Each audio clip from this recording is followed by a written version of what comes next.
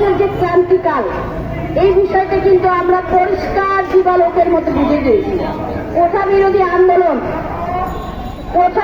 আন্দোলন বলতে কি বুঝায়, কোমলমতি ছাত্রছাত্রীদের বিষয়ে কি বুঝায়, সেটাও কিন্তু আমরা বুঝি। আজকের যে তাণ্ডব লীলা, এটা কি কোনো কোমল বলেন? এটা কখনো সম্ভব হতে পারে না। এটা করেছে সন্ত্রাসীরা, এটা করেছে দুষ্কৃতিকারীরা। আমি বলতে চাই, যদি কোনো ছোট ছাত্রছাত্রী এই হামলায় অংশগ্রহণ করে, তাদেরকে কি আমরা কোমলমতি বলতে পারি? অবশ্যই পারি না। আমি এই সরকার মাননীয় প্রধানমন্ত্রী হাইকোর্টের রায়কে বাতিল করে আপিল করে চেম্বার আদালতে নিয়ে যায়, তারপরে কোঠা বিরোধী সোচ্চার হওয়ার কোনো কারণ ছিল আমাদের সন্তানদের? তাদেরকে উস্কে দিয়েছে কে?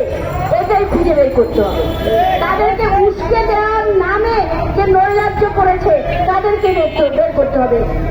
আমি বিশ্ববিদ্যালয়ের কিছু শিক্ষককে দেখেছি, তারা এই আন্দোলনকে উস্কে দেওয়ার নামে তারা সামনে এসে মিডিয়ার সামনে ফেসবুক ইউটিউবে কথা বলেছে। আমি অনুরোধ করবো সেই শিক্ষকদের তদন্ত করতে হবে, কেন তারা এটা আজকে উস্কে দিয়ে আজকে এই পর্যায়ে এনেছে। কেন খাদ্য সামগ্রী বিতরণ অনুষ্ঠানের আমাদের সম্মানিত সভাপতি, বাংলাদেশ কৃষক লীগের সভাপতি, কৃষি বিশ্বমিত্র উপস্থিত আছেন, বাংলাদেশ কৃষক লীগের কেন্দ্রীয় নেতৃবৃন্দ উপস্থিত আছেন আমার সামনে, কৃষক লীগের নেতৃবৃন্দ এবং এই বাংলার মেহনতি মানুষ, সবাইকে আমার সংগ্রামী সালাম, শুভেচ্ছা এবং অভিনন্দন। বলবো, যারা কোঠার পক্ষে, যে সরকার কোঠার পক্ষে, যখন আমরা জানেন যতটুকু ক্ষতি করেছে, সেই ক্ষতিটা জানেন, সঠিক তদন্ত হতে হবে, সঠিক বিচার হতে হবে।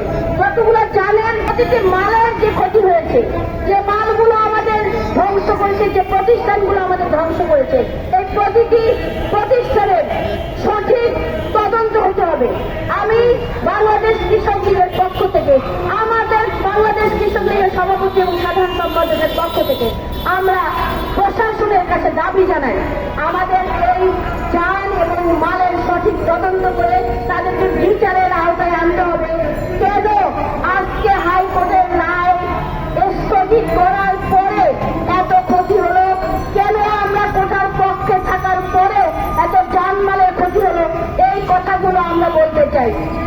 যারা বুদ্ধিজীবীরা, যে শিক্ষা প্রতিষ্ঠান, যে শিক্ষক মন্ডলী, আমি নাম বলতে চাই না, আজকে আমাদের প্রশাসনকে শক্তিশালী পদক্ষেপ নেওয়ার জন্য অনুরোধ করছি। আমি বিশ্বাস করি, আমরা যদি এটা অন্তত এই হাঙ্গামার, এই সন্ত্রাসী, এই জানমালের সঠিক বিচার করতে পারি, তাহলে ভবিষ্যতে এই সন্ত্রাসীরা আর সুযোগ পাবে না। তাই আমি আহ্বান করব, বাংলাদেশ কৃষক লীগের প্রতিটি নেতাকর্মী সহ বাংলাদেশের আপামর জনগণ এটার বিরুদ্ধে থাকবে। সবাইকে ধন্যবাদ। জয় বাংলা।